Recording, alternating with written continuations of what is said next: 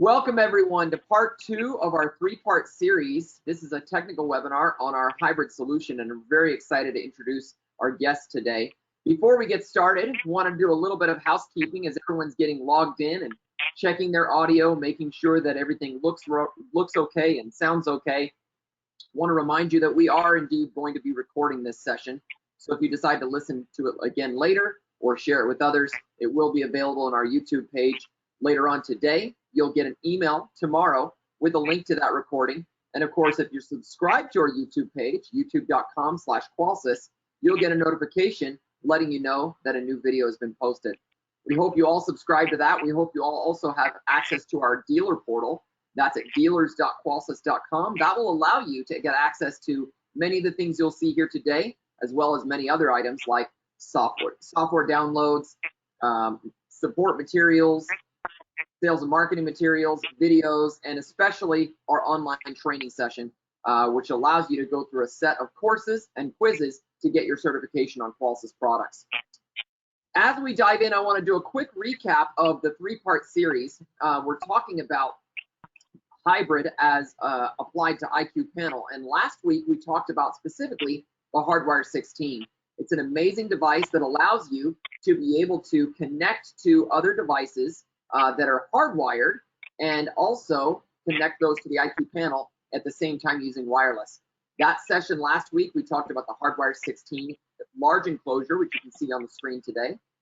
We also talked about the small enclosure, and we talked about a new product coming soon, the Hardwire converter with PowerG, highly anticipated item that will be coming out later this year. This week's session is going to be all about the IQ panel, and we've got our technical account management team on the line today. Before I introduce them, I want to start with a couple polls. The first poll I want to ask is, are you currently a Qualsys dealer? And of course the answers are yes or not yet.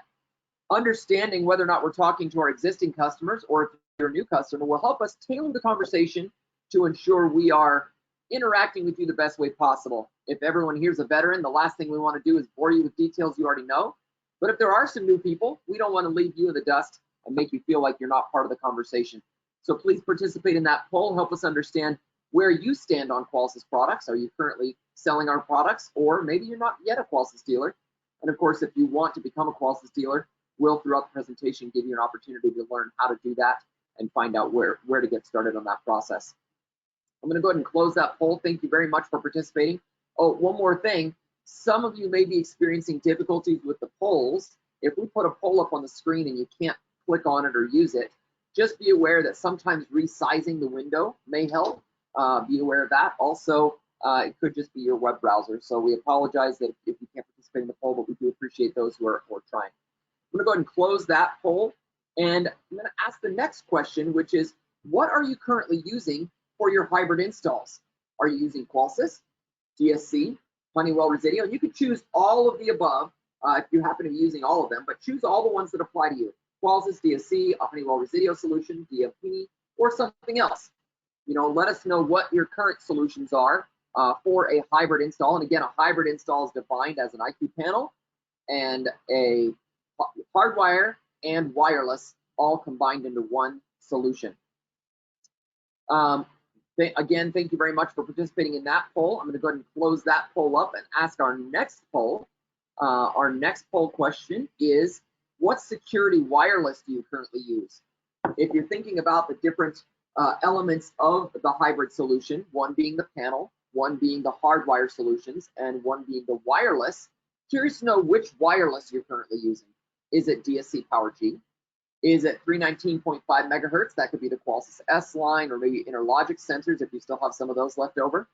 Maybe it's the 433 megahertz radio frequency, commonly used by DSC. Maybe it's 345 megahertz, which could be a 2 gig frequency or a Honeywell frequency, or if there's another wireless frequency you're using that isn't common, that isn't on this list, would like to know that, you know, maybe you fall into that category as well. This is also a select one or more of the following as well. So before you click submit, make sure that you check all the ones.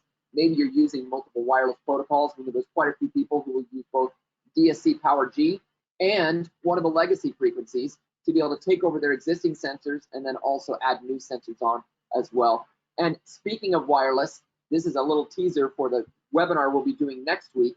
We'll actually be discussing security wireless in depth next week with a combination of DSC PowerG and a legacy frequency, either 319.5, 433, or 345.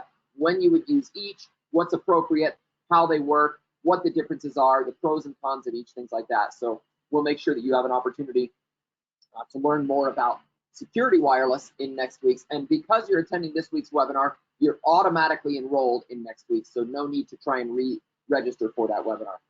Thank you very much for participating in that poll. I'm going to go ahead and close this. And my final poll question is, what are you currently using for your hardwire installs? Did we already use that one? I feel like we already asked that question.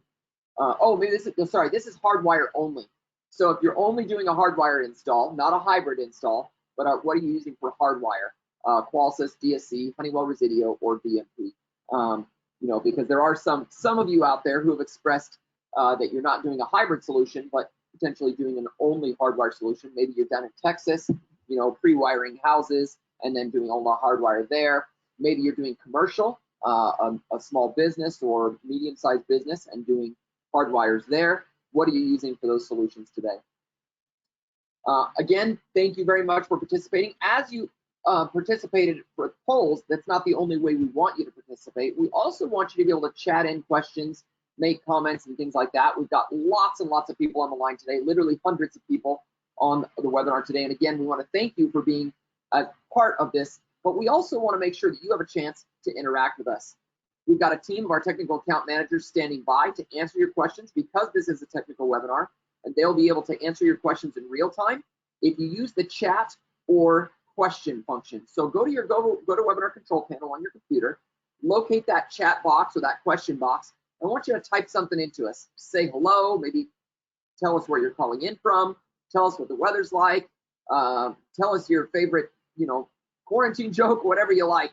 We'd love to be able to participate, have you participate in the webinar today, and this is how we're going to do it. The technical account management team, who I'll introduce here in a moment, has a set presentation of things they want to share with you, and then we'll have certain intervals where we'll stop and make sure that we address your questions and cover it. So if there's things you don't understand about what they're saying or things that you're just curious about that's relevant to the conversation, we're going to do our best to bring those into the conversation. Just be aware, again, there's hundreds of people on today, and it's going to be very hard to get all your questions on the air, but we will make sure every single one of your questions is addressed in the chat. So find that chat section right now so we can do that. I just want to take a quick look here. Looks like we've got lots of people on. Brian in Chicago, welcome. Justin, Robert, Jack, Paul, Peter, Frank.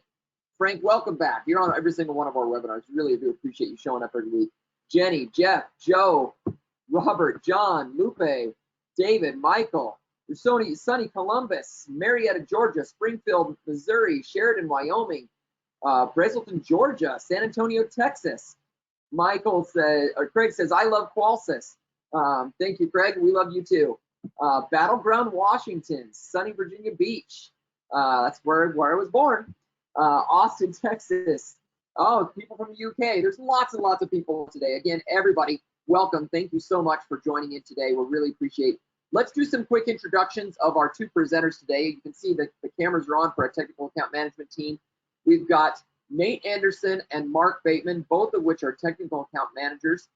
They're responsible for various accounts, either working directly with you or as you guys call into tech support, as you ask questions, things like that. Sometimes the tech support team will reach out to these gentlemen and ask them questions. They're also doing regular webinars with our dealers, helping them to understand how to use the systems, training technicians, training technician leaders, troubleshooting, and helping with product feedback. There's a lot of things that you guys ask or have ideas about or want, and as you give that feedback to our technical account management team, they're the liaison between our software and product teams and you, and they bring that information back and close that feedback loop so that your influence, your comments, your voice gets heard with our software. And I think that's one of the things that makes Qualsys really so magical, is the fact that we can take what you love about the system, add the things it doesn't have, and add more and more, and through software update, continually improve the platform.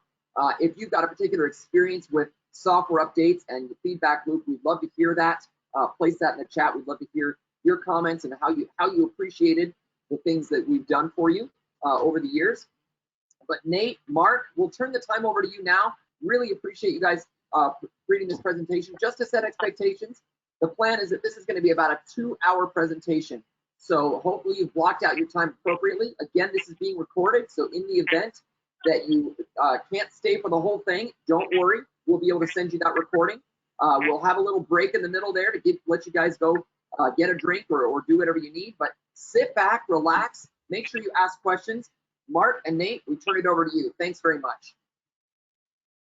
Thanks, Jeremy. Thanks so much for that introduction. I thought I'd just take a moment here and just express my excitement for being here. I come from the CDA space. I've been working with Control4 for the last 12 and a half years, and made the move over here to Qualys at the end of last year, first part of this year.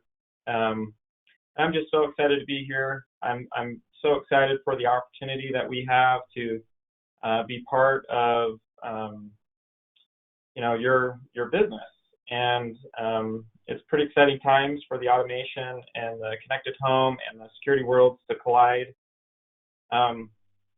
Much of what we're going to be talking about today are going to be about the technology that you're most familiar with. If you think about technology and what you're used to using on a day-to-day basis, you might be thinking a little bit about your smartphones. If you pull your smartphone out, take a quick look at that. This is the standard by which we measure all our technology today. Any new technology that we interact with is compared to a smartphone. This isn't just the plastic and glass either. It's really about the user interface. Does it feel like an app-based phone, whether it's iPhone, Android platform device? Is it intuitive? Is it simple, easy to use? If the answer to any of those is no, then the consumer will regard this as older technology that belongs on the clearance rack.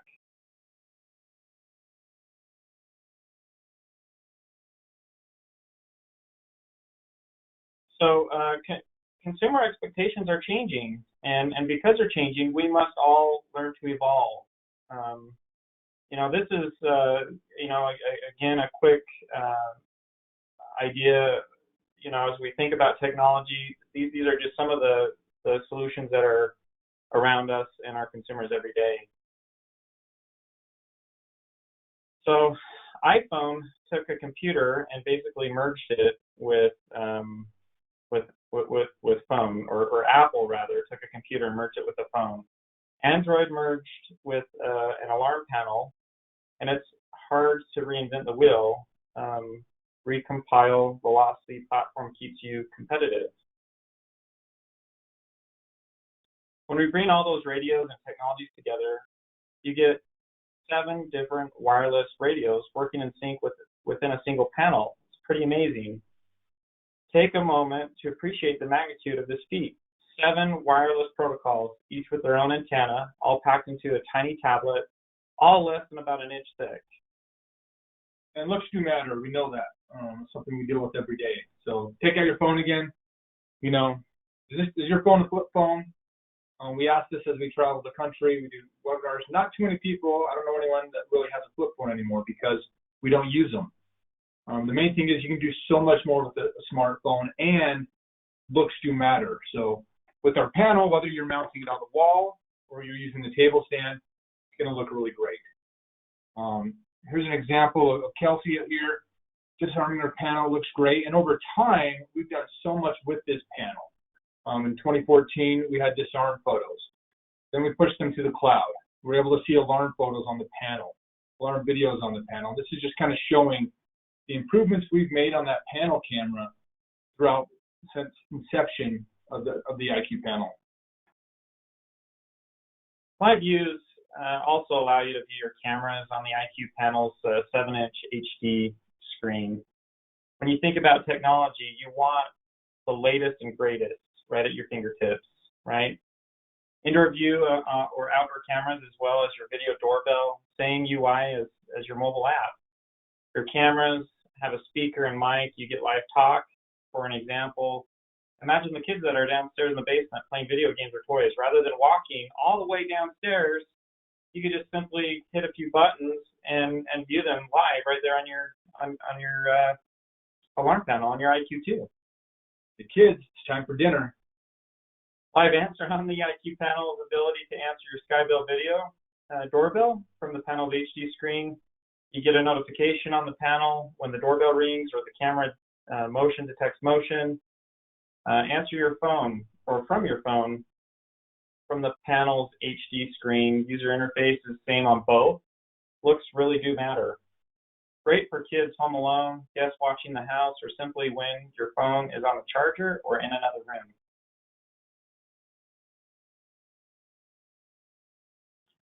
We use software to turn the panel's microphones into a built-in glass break detector. When you think of a glass break detector, ultimately, all we've got inside of a glass break detector is a bunch of parts, right? You've got capacitors, maybe some resistors, microphones, speakers.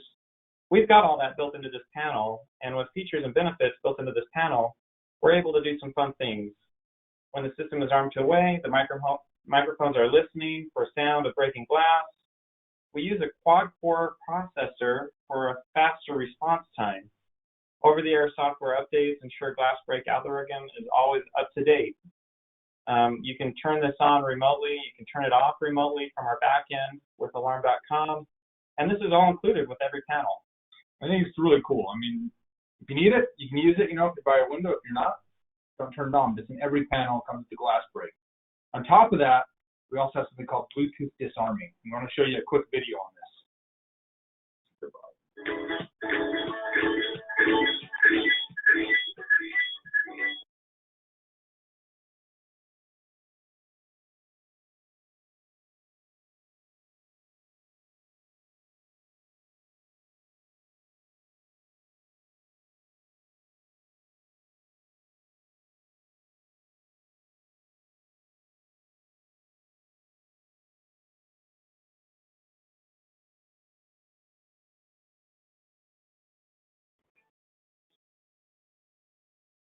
That was an example of Bluetooth.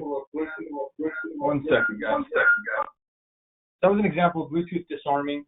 Don't know if we messed up the audio on that one, but really cool that you can leave your phone in your pocket, show up to your house. Let's say if you have kids, a mom like that with their kids coming home from the grocery store, to not have to worry about hurrying and disarming the system or walking in or running over the panel. It just works very seamlessly as you walk into the home, creates a really good customer experience. On top of that, when the panel's not in use, you have a customizable photo frame. So it holds up to 20 photos. You can easily customize this to the customer, put on your personal slide, and we even allow dealers to put on dealer photos, 4 additional dealer photos, which I think is pretty cool. I mean, most of these photos come from Qualys employees, so low quality of life. These are some of the photos we've taken from around the beautiful world we live in. Now, remember we started with the tablet, so the software is always changing, it's always improving, right? Our development our development teams, are constantly working to improve the software to meet our customer expectations. We actually have something called Voice of the Customer that enables this to happen. Improve usage, decrease support needs, and build value. Really, it's about those software updates, Mark. Software updates are available every few months, 2-3 times a year, and are often based on our customers' feedback. Our latest software update is 2.5, included improvements in the following categories. It has improvements with some connectivity with alarm.com and things like that. But all these updates we do, I think it's so cool. We talked about this Voice of the Customer. We might be on a webinar like this with you guys. You guys say, hey, why didn't the panel do this or do that? Could it work better with this? We're able to share that with our product and development team. And, you know, as we see, man, we're hearing this from more than one person. This might make sense. Let's add this into the next software update. It's pretty cool. Absolutely.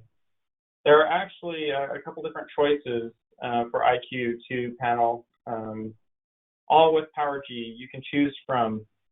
The gold box is really our bread and butter panel. At least I would refer to it as such. And the reason why is because it supports our 319 megahertz. It works with any of the Qualys S-Line products, any GE Interlogics wireless sensors. And we'll get into more depth, later next week on those sensors. Also on that, it works with the Hardwire 16. So this is the one panel that will work with our Hardwire 16 takeover device, the large enclosure or small enclosure that Jeremy and Jason talked about last week. Exactly. Moving right down the line, the silver box, this is another panel. It's basically got the same features and benefits that the gold box has. The only difference here is it's going to support 345. And then moving, all the way to the right there on this slide, we've got the red box, and it's going to support 433, which are perfect for those DSC takeover jobs. You'll notice all three of these have the PowerG in them. That's what's so cool about it. That's what makes it the IQ Panel 2 Plus. Is all of them have the PowerG plus the legacy sensors. So they're all going to support PowerG, some form of legacy RF, right, Mark? Verizon or AT&T or even TELUS, depending on where you're located and what panel you want. So really, when it comes to choosing your security radio, it starts with legacy frequencies. They've been around for years, that have been used about 20 plus years, right? There are millions of homes with these sensors already installed in them, and that's a good thing for us. They have at least some level of security. The better opportunity for us, to create security platform is our own Qualys S-Line sensors. Now we've added a layer of encryption to the already legacy 319 frequency. If the IQ panel includes this radio, you can still use older non-encrypted 319 sensors. And if you wanted to use the S-Line sensors in a non-encrypted panel, like the first generation Qualys IQ panel or an Interlogics panel, not that you would ever want to do that, but the sensors would still work. They just won't have the encryption on it, right? In order to enjoy the encryption, you would need to have both encrypted sensors and an encrypted sensor radio inside that panel. That's your good, better, and then your best would be PowerG. So this is a military-grade 128-bit AES encryption. What's so great about this is you have that 4 times the range. We've been out doing some sensor testing with this. Last time we went out, we went down to this farm area, and we got about 3,000 feet away, shining these PowerG sensors. We realize that's open air, but with the encryption you have, the fact that it's a 2-way sensor, it's just incredible technology. So that's your good, better, and best with the sensor lines out there. Absolutely. So with that good, better, best, let's talk just briefly about our S-Line portfolio. These are all Qualys branded sensors. We've got quite a few to choose from. S-Line's been very well received. Again, with that layer of encryption, it's all in that legacy 319 frequency. Great, growing portfolio. It's pretty good stuff, and I love the IQ16F they spoke about last week. It really works as we're talking about this hybrid solution right here is what you're able to use with the panel. So you got the S-Line, and then on top of that, you also have the PowerG. So PowerG is relatively new technology. Mark already kind of touched upon it. If you're new to DSC, DSC is one of the only other security panels out in the market that supports PowerG. But really a lot of benefits with PowerG, and we're going to talk more about that next week. But we wanted to share, this slide here to just kind of represent a couple of the different products that PowerG currently supports. Lots of options out there. And some of the cool ones I want to mention is that PowerG door window there. You'll see it has the aux input. There's also the big door gate, the 91 or the 9312. I have 2 of those on my house for gates outside. All day long I hear not all day, but sometimes I'll hear the south gate open. And I know, hey, my kid just slipped out of the backyard, is going out front. Kind of gives me some more visibility around my home. You'll notice we just started supporting the PowerG wireless 360 ceiling mount motion. And my favorite thing about PowerG is the smokes. With life safety, if one device goes off, they all go off. They're wirelessly interconnected. And you can even use them as a sounder during different alarm events. So if it's a normal burglary alarm, you can have your your smokes also go off with your siren. Super cool technology. So let's talk here briefly about the hardwire compatibility. You know, I know that the guys, Jason and Jeremy, had talked a little bit about this in greater detail. We wanted to just kind of highlight it here during this presentation. This device is going to support up to 16 zones. It's basically taking your hardwired contacts and integrating them nicely with our IQ2. It supports a residential fire, which is up to 10 two-wire smoke detectors in a loop. Those system sensor smoke detectors. Perfect for new construction, and they are stackable, right? Up to 128 zones. Perfect, again, for a takeover. Great for building partner programs. Yep, so the small enclosure, we love that for the takeovers. You know, can's already there. You can replace, you put it inside that existing can. And then for the builder enclosure or large enclosure, great when, hey, even if the wires aren't listed, when you wire this all up, just by going and tripping the doors, it'll show you, the LED will light up and let you know, oh, that goes to the front door, that goes to the motion, and so on. So it's a really, really cool device. And they spoke on it last week. If you missed that webinar, I highly recommend that, you know, we can send it to you, or it's on our dealer site or even on YouTube. But that was the hardwired portion of our webinar. Moving on, I want to talk about some of the different verticals we've been moving into over the last, let's say since inception, but about a year and a half ago, we started really pushing and getting more questions about commercial, small, medium-sized business, and even larger commercial. So we went out, we've got the UL 1610 listing, and we added partitions to the panel. Since then, we've even updated and come out with the partitions 2, where you can do global arming. We've added a 6-digit code for arming, disarming. We've got a lock screen now that's great for businesses. I was out at a restaurant down in Colorado, and they said, you know, we're putting in the system. I was with the dealer, and the owner of the restaurant said, we have a lot of issues here. This is Boulder. When we do last call and we kick the kids out, we've had them set off the system before. And I said, dude, we just added a lock screen. It's perfect for that commercial setting. No one can go over and mess with the panel unless they know the code. We've also added in the dealer branding. You know, we've increased the amount of Z-Wave support we did, and this was for commercial. We used to only allow 6 door locks with the panel. We upped that to 20. So we've added commercial names to the panel. It's the best-in-class integration with alarm.com. It works very well with their access control. We actually have them coming over here to this building tomorrow to integrate access control with this. This is the Sleepy Ridge Golf Course that the guys talked about last week. And then it also works with the PowerG devices. So you get that extra range, and it works with their keypad also, their arming keypad. It's the IoT keypad. That part number is the WS9 LCD WF9. So really cool how it moved this into commercial. On top of that, as far as another vertical that we've added this past year was wellness, making a page just for wellness. With this, it works very well with our IQ ball pendant. One thing I love is that if you have a caregiver that comes in, a nurse or a physical therapist, they're going to have their own code. It's going to take a disarm, or it's going to take a photo of them. They're just going to use their code they would use for arming or disarming, but this is going to be a check-in code. They'll take a picture of them, and then that adult child that's wondering about their parent, hey, how are they doing? They'll be able to see, hey, that nurse showed up on time. Did they show up late? Did they leave early? And it kind of gives you some visibility of your, you know, maybe it's your parent. So really cool thing we've done with wellness. Pairs very well with alarm.com. They have their well cam. That's awesome. It's the 180-degree, you know, camera. It has a built-in Bluetooth speaker. And then we also allow the panel camera to do peek in now, peek in next motion. So really cool with this vertical. And we even added the feature where now you can turn off security. We've ran into instances where someone might be scared of having security on their panel. You know, it's like, I'm not going to use it. A little overwhelming, yeah. Yeah, just a little overwhelming with the security and all that. So I just want it to be a wellness panel. So these are, you know, commercial. Now we're going and talking about wellness. And we also want to touch in on builder.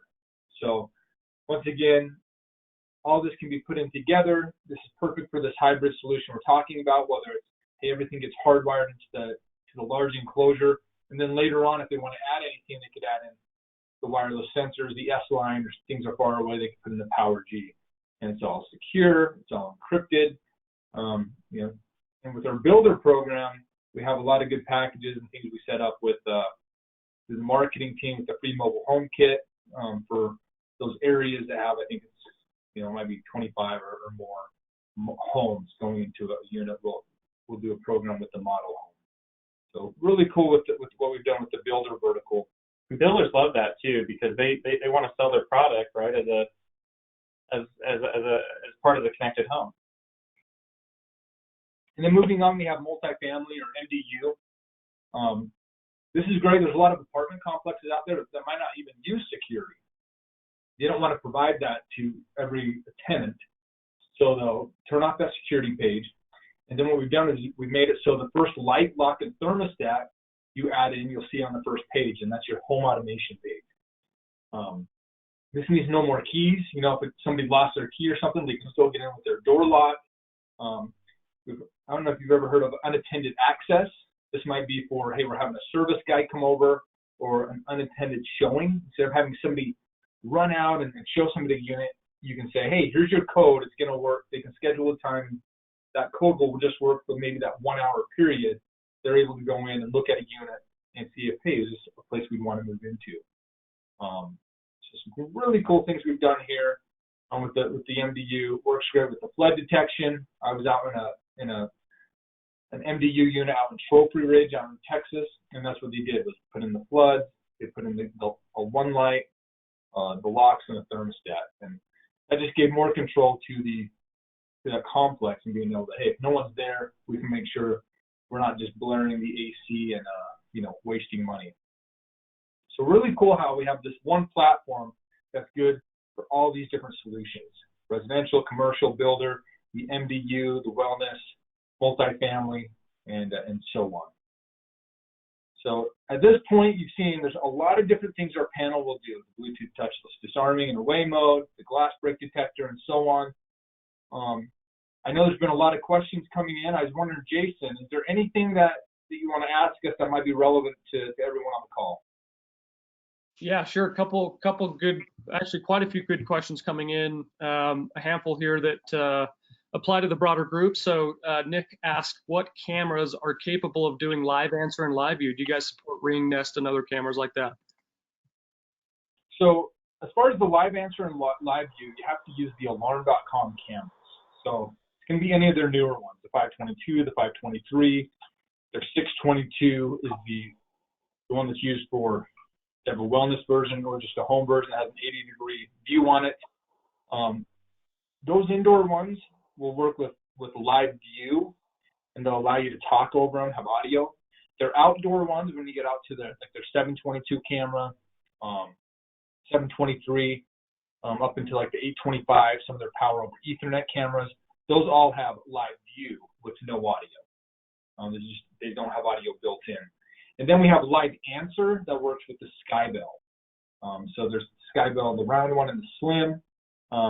Those both work for live answer, where you ring that doorbell and it shows up on the panel.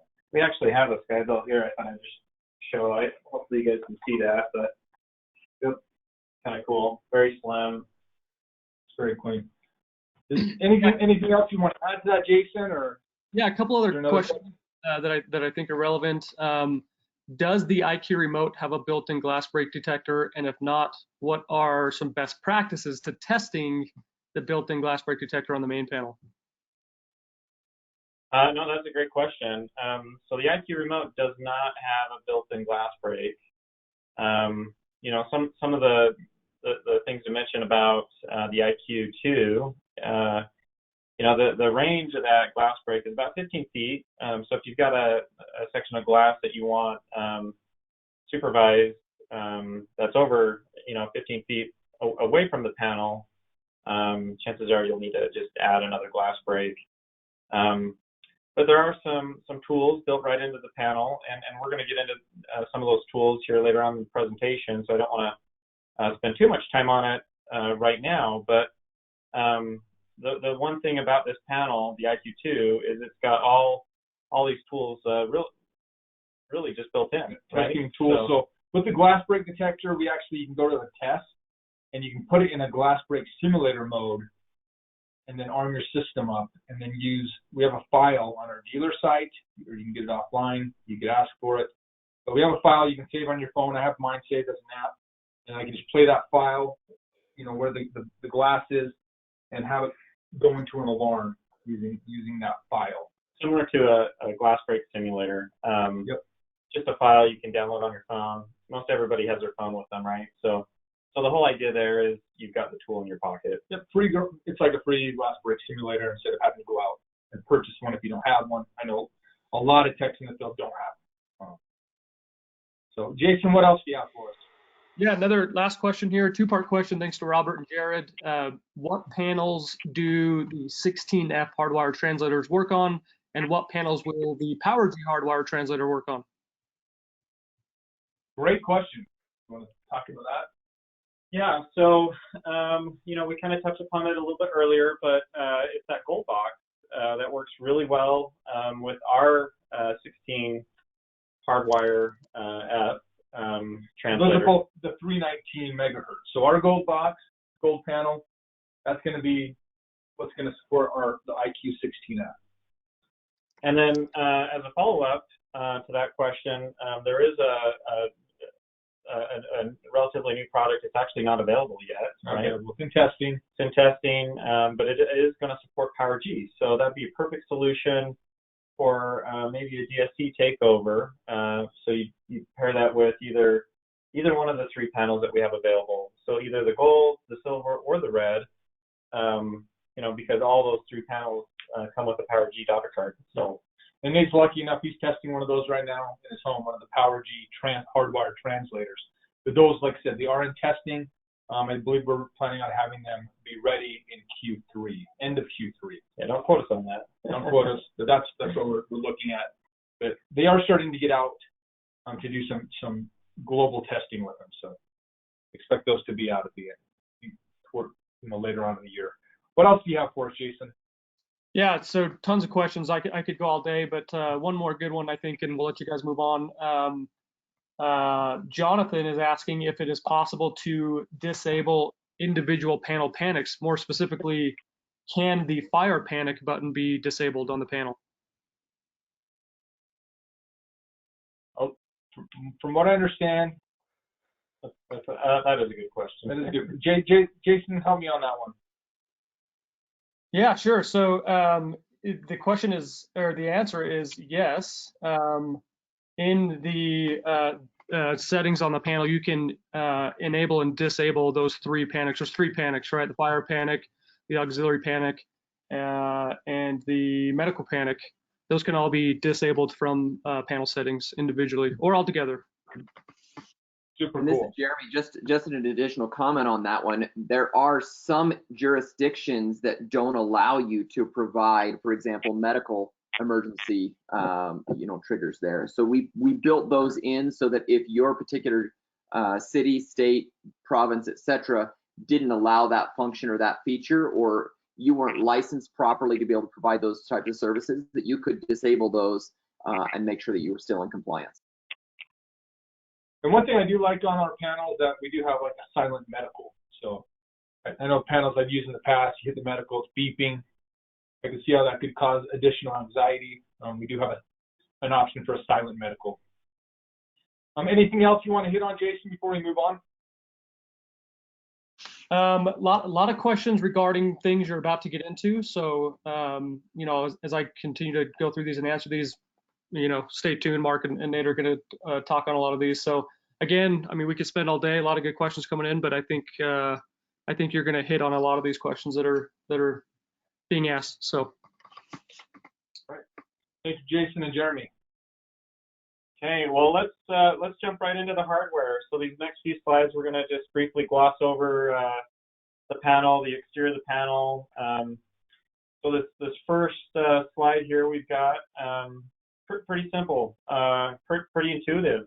We've got a camera, user interface, an LED status light, perfect to get a little bit of feedback, from page indicators and your microphone. Let's flip the panel over. One thing here that I like to point out is the panel was actually designed for a single, a double, or a triple gang box. I know most of the guys out there are just mounting this with some drywall screws, which is totally fine. But in the event that you're doing like a new construction pre-wire, just know that this panel is built for that. You've got a micro SD card slot, speaker, a siren right there on the back, some optional locking screws for mounting on a tabletop mount, or maybe even a commercial application.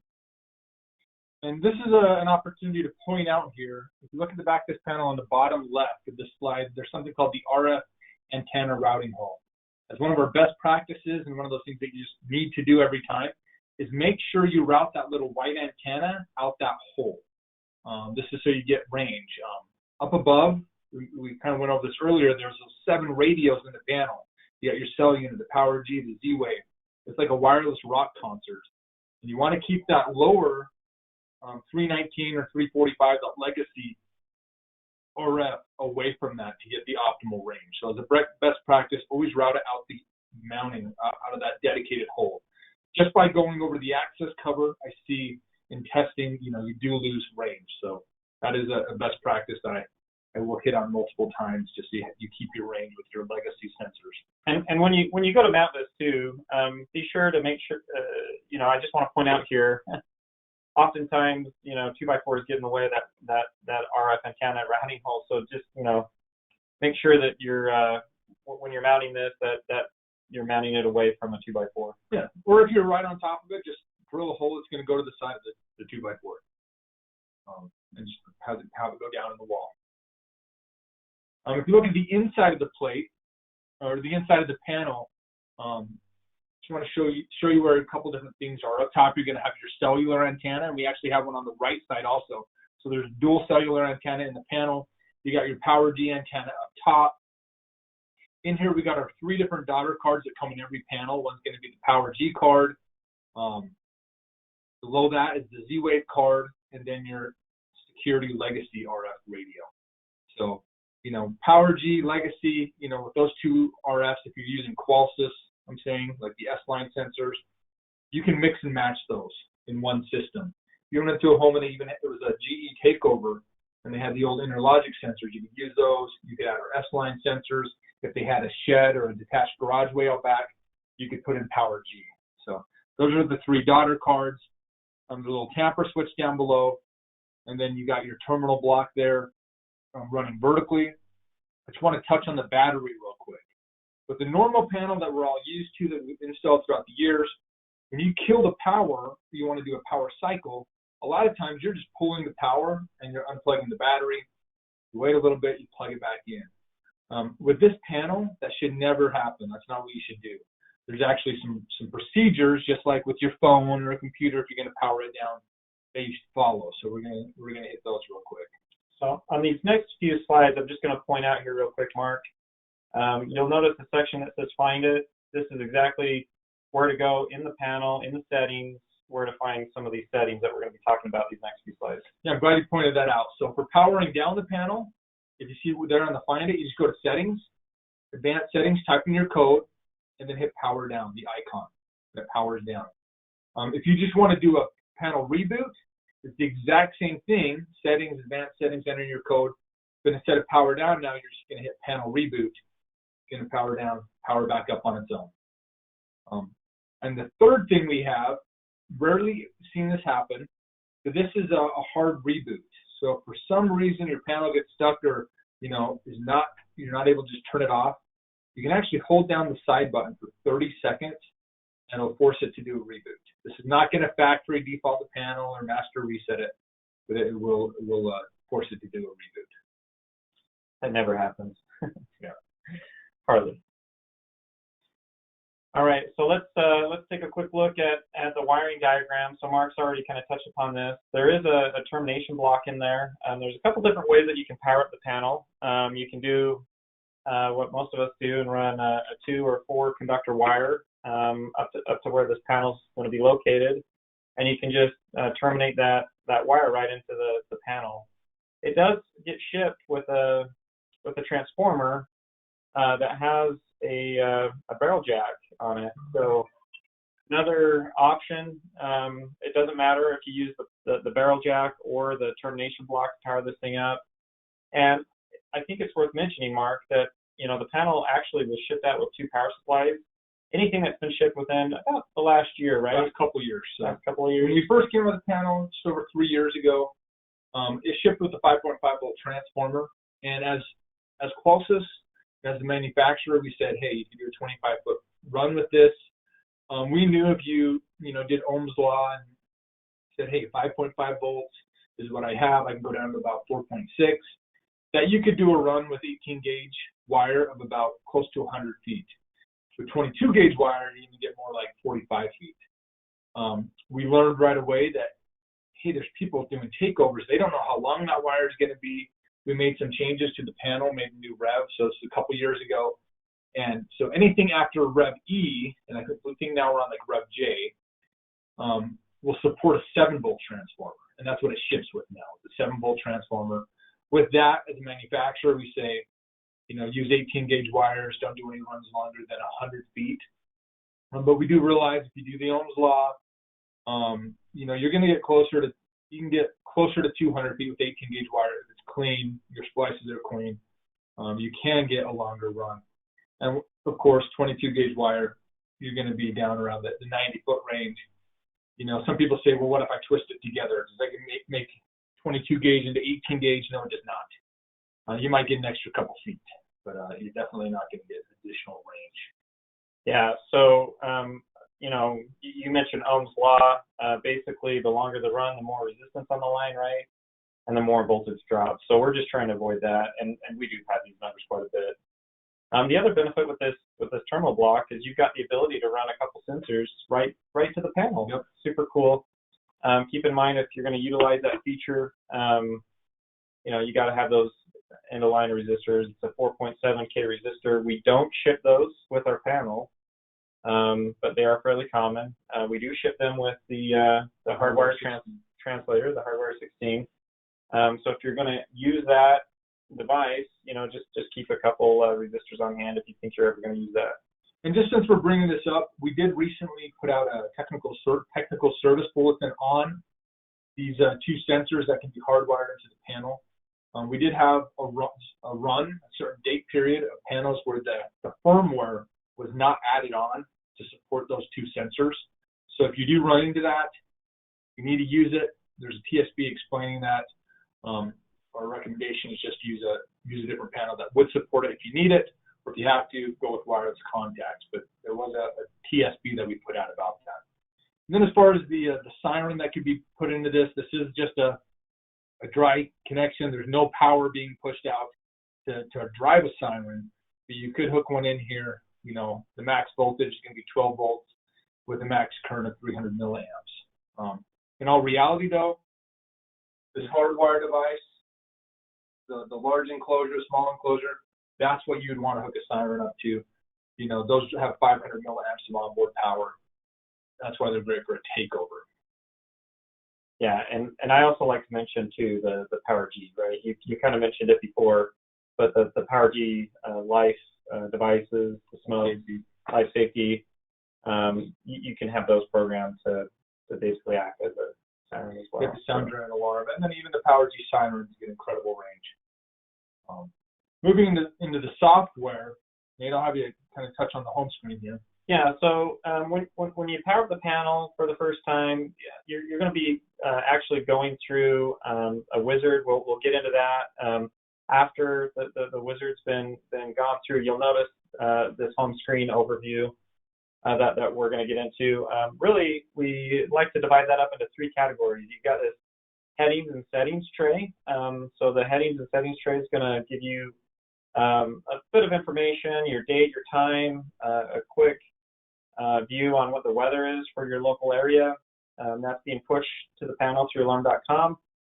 And the little envelope, we'll talk a little bit about that as well in some future slides. But a great bit of information here, quick executive view of what's going on with the panel, your primary user interface, and then you've got your page indication and emergency buttons there. Yeah, and I love those page indicators just because that's what we're all used to. We see them on our phones, on tablets. Oh, there's another page I can swipe over. So very intuitive with the user interface there. So this is the message center. So if you've got some messages, you see them right there at the top of the screen. Click into that envelope. You've got a few different options there. Contact us, video tutorials, messages, alerts, and alarms. Contact us. This is where the dealer could put their contact information, right? Yeah, right. So right automatically through alarm.com, that's going to push down to the panel. So work with alarm.com. You're going to have your company information there. And the envelope, you can even have change to be your company's logo. Super cool. Right there on the panel. Video tutorials. Every panel comes with, I believe, like 15 videos. 14 videos, I think, right now. And if you want to add more, you can, right? Yep. You can add them if you want to make your custom videos. But it does ship with really 14 videos right now. You know, an overview of the panel, how to arm it, how to disarm it, how to add a Bluetooth phone to the panel. You know, connecting to Wi-Fi. There's different videos that are kind of more relevant to the common questions. And these are all customer-facing, guys. Huge benefit with having these video tutorials built right into the panel. Oftentimes you're going in, your technician is setting up the system, and there's nobody at home. Maybe you're just there with one of the spouses, you know, while the other one is working, and they want you to come back. You can just quickly show them where to access any of these tutorials. And then, of course, your message and alerts, alarms section. This is really cool section. You can push messages right to your customers through alarm.com. If there's some default messages that alarm.com would allow you to push down, like your bill of this much is due on this date, and so on. So really cool feature there. And the settings tray, this is on every panel. To find it, you see the slide there. Just press or swipe down from the top. Great bit of information. Tells you what your battery health looks like, whether or not you're connected, you know, with full strength, Bluetooth, LTE, Wi-Fi, and you know, volume and contrast right there on the settings screen. And I was going to say with those quick indicators, like you see that little battery up top. I use that all the time, or I'll have, you know, somebody's like, hey, I don't know if I'm getting the AC power to my panel. You know, maybe they did a really long run. That's where you can go and you can check on that. You can see, it'll tell you when you click on the battery if it's charging or if it's decharging, if it's losing power. So kind of a cool little thing to get some quick information there. It's super easy to access. You've got a few other little things there that are all customer facing. You've got your settings, and we'll get into some of those settings here in the next couple of slides. Again, your message alerts, photo frame. Quick little feature there if they want to wipe down the panel without setting any of the alarms off by accident. You've got that, or be able to change the language. Yep. And we're up to 8 different languages now on the panel. I do want to touch on the photo frame real quick, and there's a setting in there called nighttime mode. So by default, our panel, every night, the screen will go to sleep at 11 o'clock. The display just turns off. And then at 6 a.m., it turns on. But you might have a customer that says, hey, I'm in a studio apartment, and I actually want this to go to sleep at 10 o'clock, and I don't want it to chime, or I don't want the voice to come on. You can go into the photo frame, into the settings, and adjust the nighttime mode settings. So when it's going to start and when it's going to end, and then you can also, instead of just being the display, you can also have it turn off the voice and the chime. And the even cooler thing about that is that if you're using the IQ remote, it can have its own nighttime mode. So if it's in the master bedroom, you know, it's like my wife, she's going to want this to be quieter much earlier. She's not going to want it to chime. I think as, you know, your kids get older and might become teenagers, then you're going to want it to chime so you know when they're coming home. Yeah, absolutely. Okay, so still talking about the settings. Again, guys, these are all customer-facing settings. You know, you've got your display settings. Mark kind of touched upon this, but, you know, you can adjust the brightness, the font size. And just with time, we're going to skip through this real quick. But this is, you click on that little settings thing there. This is the next screen you're going to see, this main thing here. But display, SD card, all that. Let's just skip through it quick just because of where we're at with time. Perfect. The other thing that I'll point out here in some of the settings, again, these are all customer facing. All this information, all the description is built right in the panel. So if it's something that you forget or you need a reference, it's all right there. So again, for sake of time, we're not going to go through all these, but you do have some customer facing settings. So Nate, what's the activity monitor, that little safe? So activity monitor is perfect for, say a liquor cabinet, right? You only want it to be monitored for a smaller period of time, right? So you can go in, your customer can select that, change the sensor group to maybe a group 8 or a group 9 or even a group 25. So for 8 and 9 are going to report to the central station. These are more for like a 24-hour zone. So you want it monitored all the time. So a liquor cabinet, group 25 is great for that because it doesn't go to the central station, but it goes to alarm.com and then to you. So you're out on a date with your wife and it's 10 o'clock at night and you see liquor cabinet open come across your phone, you might know, hey, my kid just got in the liquor cabinet, helped himself. Helped himself. That can be an easy upgrade though. Using that, even if you have a shed out back, I have a shed with all my toys in it, my man shed. I can arm that as a group 8, meaning it's armed 24 hours a day. And if I want to disarm it, I hit that little safe icon, and I can just, it's kind of like a mini partition. And now we're going to jump into below that, just going into advanced settings. You're going to be using this every day. Yeah, so this slide is great because we actually show you the difference between the installer menu and the dealer menu. The main differences are going to be dealer branding. Default user code for the installer menu is going to be 1111. Default installer code for the dealer menu is going to be 2222. And the main difference is there is that with 2222, the dealer code is that, like I said, dealer branding. You can add your own photos to the panel. And also, something very important to do is to know is if you ever need to factory default a panel. Say you learned it in at the office just to show somebody, and now you're going to install it at someone's house. You're going to have to use that dealer code, go into the dealer settings, scroll to the bottom, and you can factory default it. Clear out all those sensors or settings you may have put in. Now we're going to move into this next section. This is kind of more the hands-on. If you actually have a panel in front of you, we recommend pulling it out. But we want to kind of talk about more in depth of the panel and how you're going to set it up. So every panel comes with this quick guide. Every box is 11 simple steps. It just walks you through this panel. So we're going to through programming the panel. So we're going to take a look at that. But a lot of times now this gets thrown away because we added the easy install wizard to the panel. That said, as far as opening up the panel, this is very important. Our panel is not the easiest panel to open up. We realize that. There's these buttons on the bottom of it that allow you to open it, to close it, to open it up. Here though, that second image over, I do want to talk once again, that number 1 is showing the little text third hand where you can just hang the panel there. The number 2 arrow is routing that antenna in the wall properly. So the very important thing to do there. And then as far as closing the panel, we recommend that you push down at a 45-degree angle when closing it. And we're going to watch a quick video of Kevin Woodworth actually doing this.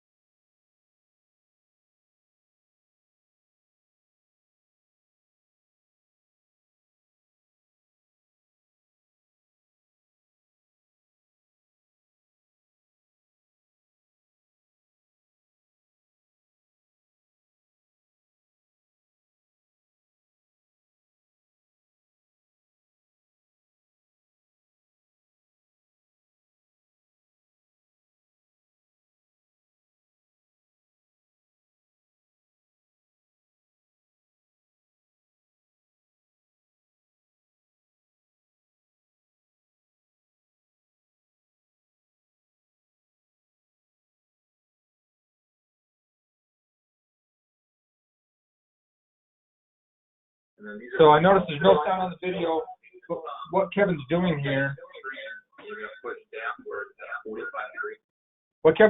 pushing down at a 45-degree angle when he puts this back together. That's the trick. Snap the bottom together and then just that top, squeeze it close, and then push down at a 45-degree angle. There's snap tabs that will actually snap in. So there's 4 of them. So you're going to hear snap, snap, snap, snap. Now he's going to show you a different method here. And I know this is a little kind of grainy or choppy, but you'll see he's routing that antenna in the wall. You got to route that through that dedicated hole. Now he's going to go top down. Notice he gets it close and he snaps in those snap tabs first. A little easier to do this sometimes. Because you can wiggle the panel. Because you can wiggle the panel there. And then you want to double check and make sure that antenna is routed in the wall correctly. And this is a little harder to do it this way with the antenna. And then you just snap the bottom. So there you go. We do get feedback that, you'll see on the Facebook page or whatever. People say, I'm new to Qualisys. It's just so hard to open and close. One of the worst parts about the panel is closing the panel, right? And it's more technique than it is strength. And as Mark is saying, and as the video is trying to show, the best way to get that thing closed is, I personally like putting the panel on the wall, top to bottom. I'm able to even use the palm of my hand and come at the corner of the panel at that 45-degree angle. So real quick, let's see if I can do it with one of these out here on the wall. It's not screwed, but I'm going to release it, kind of wiggle it loose. That antenna is already routed. I'm going to once again just go bottom to top. So I snap the bottom in. When I get close here, I pinch it together, and then I push down at a 45-degree angle. You hear that snap. Oh boy, that's Velcro. Snap. The glass break is activated. All right, I just broke the panel, Kyle. But you'll notice 45-degree angle down, those 4 snap tabs just snap in. That was kind of funny. That was. All right, so getting started. So Mark had already mentioned, we're going to pull this panel apart, get it all connected. Once you get everything back on the wall, you're going to actually plug in the power supply, and then press and hold the button for 3 seconds to power it right up. You always want to make sure you create that alarm.com account first, right away. It's going to make sure the following steps go through a lot smoother with the cell test. Now we're going to jump away from that quick guide and go into the Easy Install Wizard. So the whole purpose of the Easy Install Wizard is really just to have some consistency across the board. I'd recommend if you're new to Qualisys and you haven't seen this, make sure you're using it and getting yourself familiar with it. It's very useful, especially through the COVID.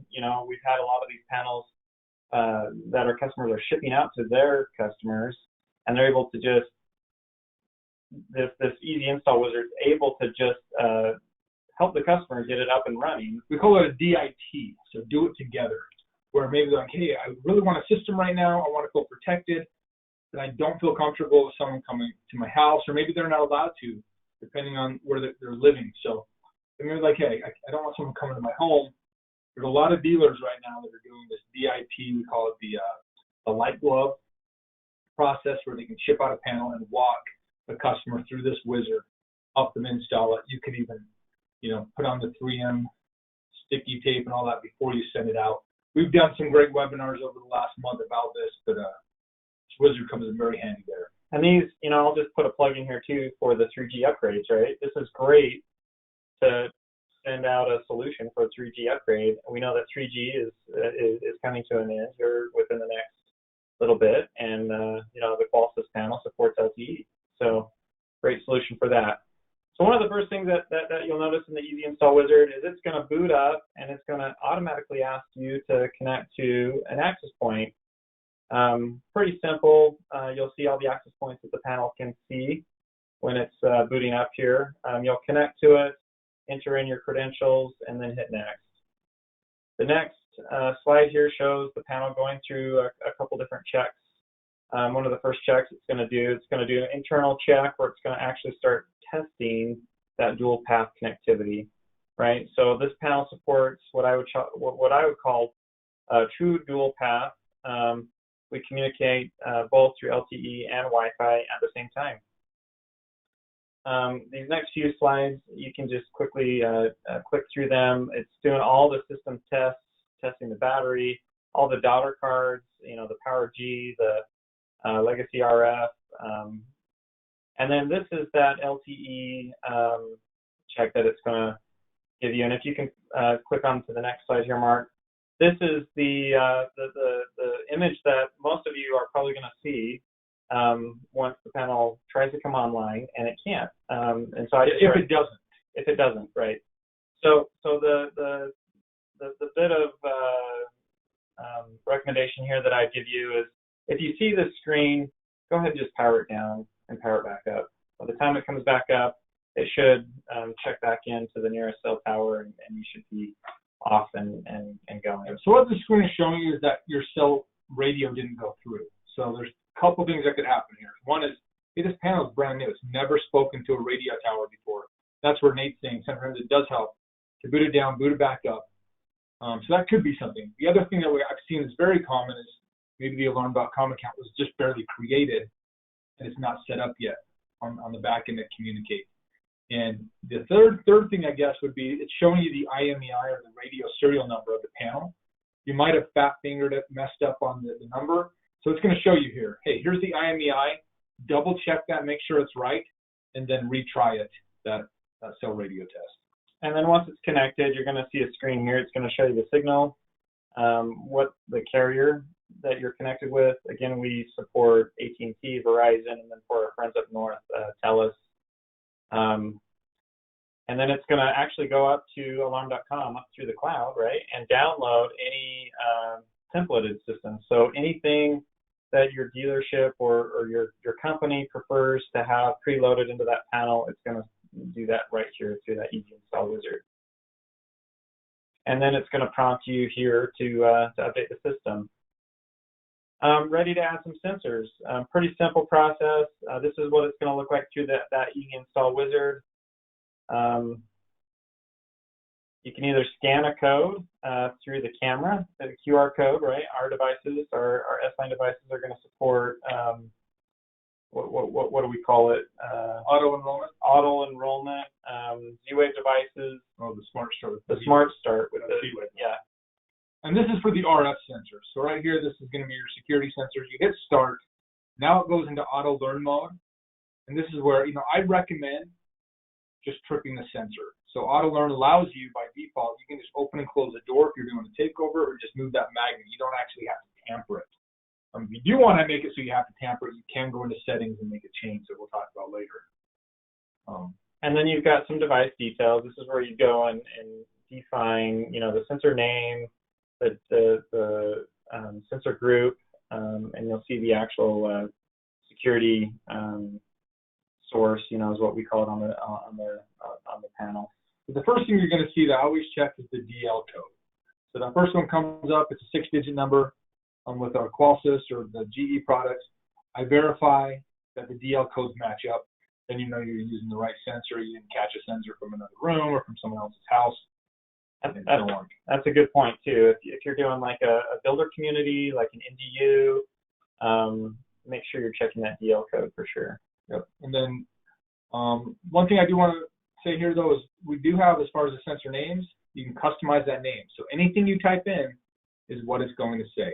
And that's an audible, right? So I can say, this is Nate's Man Cave. Okay, the next screen here on the Easy Install Wizard is the sensor signal test. This is what I would call like the 1,000-foot view of your signal for the sensor that you just learned in. We try to color code that so that it's pretty simple and easy to see what's going on from that 1,000-foot view. Here we've got a sensor that's green. It's good to go. And I love that the sensor signal test has been added to the wizard. It didn't used to be in here. But this is to help make sure you're doing things right the first time. Our panel goes, we'll get into it, measures the noise floor of an environment. And this is showing you that test. So you want to make sure all your sensors are mounted when you're tripping them, and it's going to let you know they're good. If one is poor, then you can troubleshoot that and see what options you have as far as, do I change to PowerG? Is that antenna routed properly? But this will help make sure you install those sensors right the first time, and you have good sensor signal strength before you move on. And the next step here is going to ask you if you want to enable the glass break. Keep in mind, if this is enabled through the Easy Install Wizard, there's not really a whole lot of other settings for the glass break, right? You'd have to do that through the install menu. It's going to prompt you next to add a Z-Wave device. Once you start that, you can either clear the device or add a device. When you're adding a device, well, before you add, or maybe you're going to say this. Yeah, you want to make sure that the device is cleared before attempting to add it, to this network. Chances are, that's really just a good practice, right? The best practice, make sure you clear a device before you add it. A lot of times a sensor will come from the factory where it's already been learned in. I know we've got phone calls on this where techs are like, why would I have to clear it or delete it when it's never been added to the panel? It's like, well, it has stuff on its memory, but you're able to use the panel to clear that off. So you hit, clear on the panel, then hit that button on the device. Every device is different, so consult the installation manual and, is it a triple click or a long hold or however it is to enroll or clear out a device. These next few slides are just showing you what you'd expect when you clear the device or add the device. Once it's been added, you can go in and give it a device name. It'll show you what device type you're adding, and then you've got the option to save there. A little bit of information here. Then it is going to ask you if you want to optimize the network. So optimizing the network with Z-Wave, it's basically trying to figure out the best routing. Because Z-Wave is a mesh network. It's going to try to be a little intelligent and go out and talk to all the devices that are participating in that mesh, find its cleanest path back home to communicate more effectively. So, whenever you add Z-Wave or you've done stuff with Z-Wave, we always recommend to rediscover that network, and this just walks you through doing it.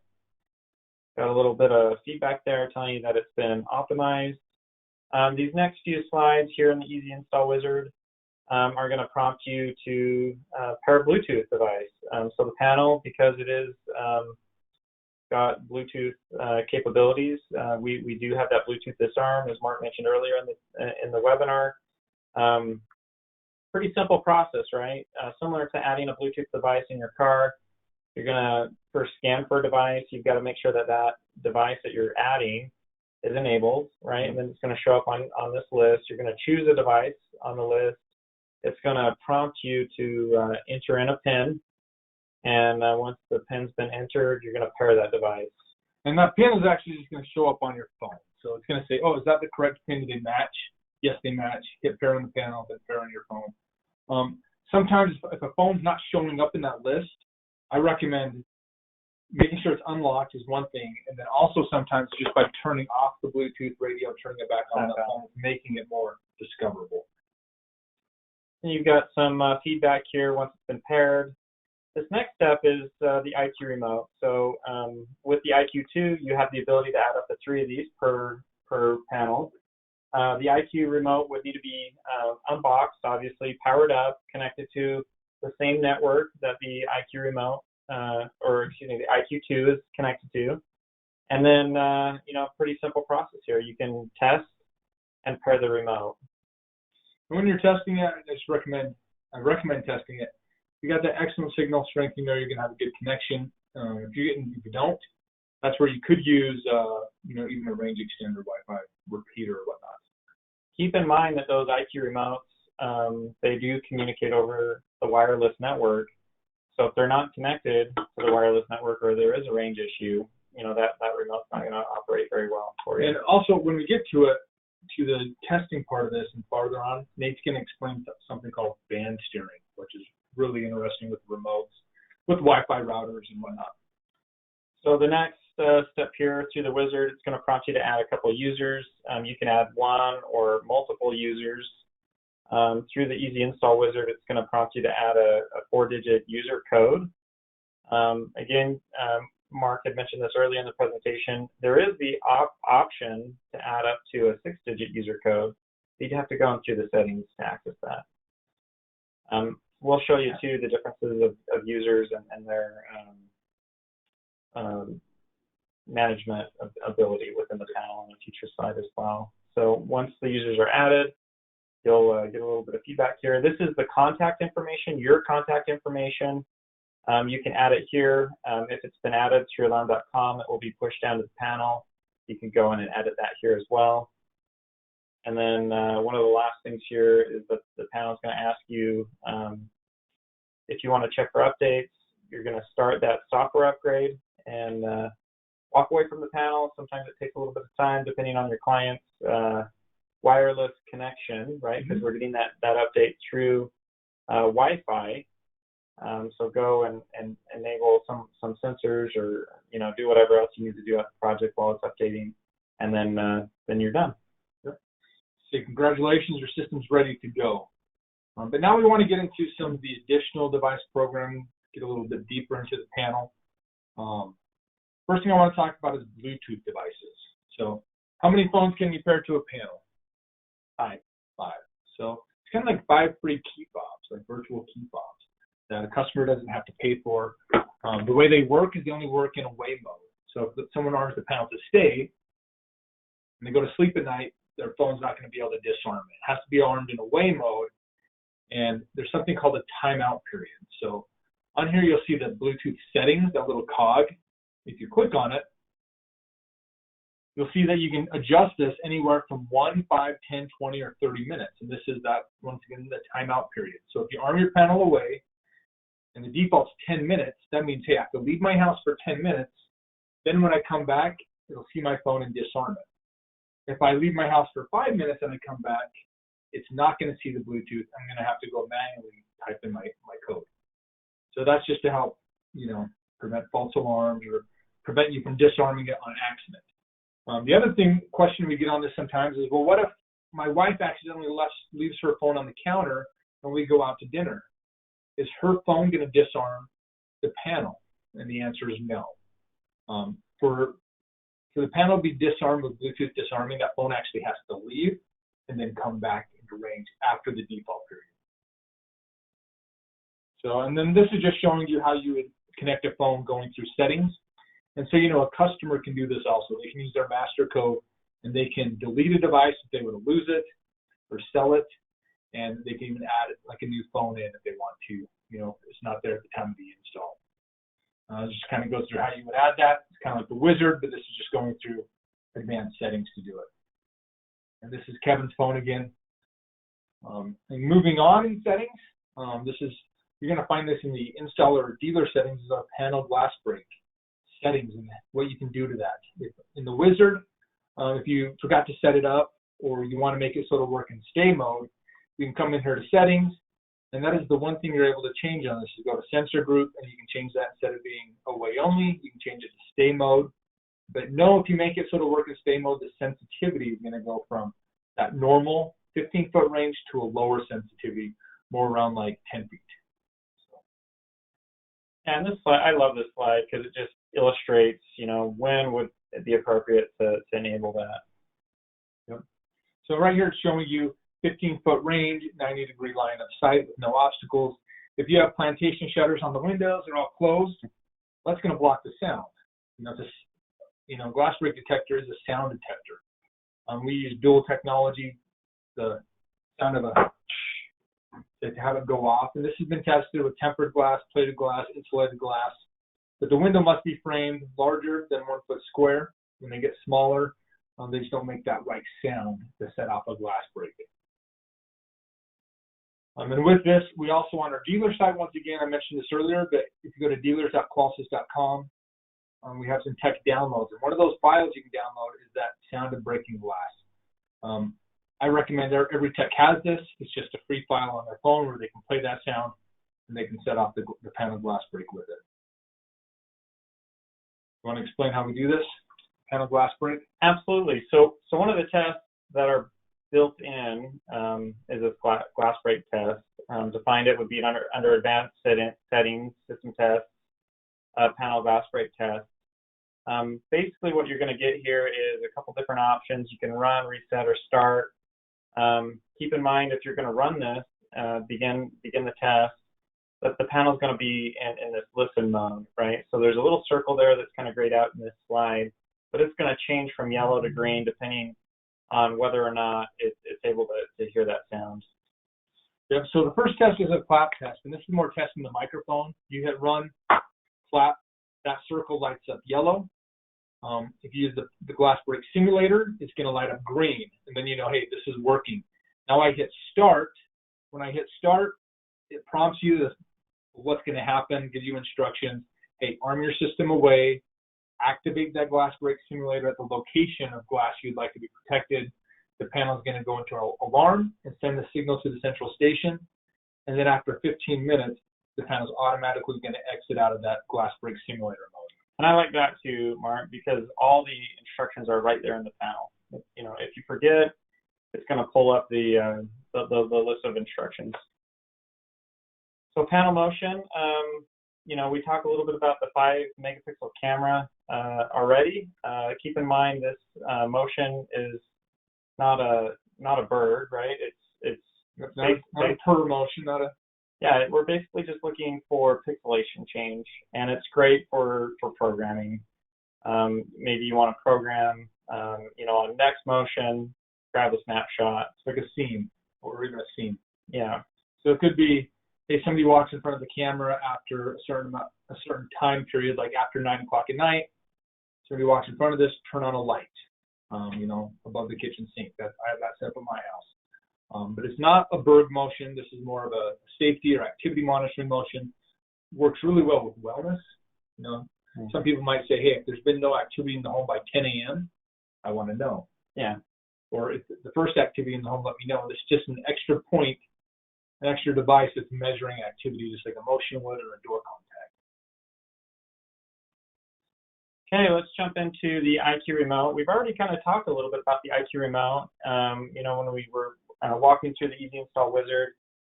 One thing that I just want to point out here again is you can have up to 3 of these per panel. They are going to be operating off of wireless technology. So let's talk a little bit about that wireless technology. So in most homes, you're going to have 2 different bandwidths, you know, that this panel is going to be able to connect to. One is 2.4 gigahertz, the other being 5 gigahertz. Really, 5 gigahertz is a newer technology. It was really designed for more bandwidth, for things like HD 4K video. 2.4 is been around for quite some time, and it was designed for, you know, broader range, right? So where we're not sending 4K video, it's very appropriate to keep the communication with our IQ remote on 2.4. Especially since range is more of the factor for us. We want to have more range with it. Exactly.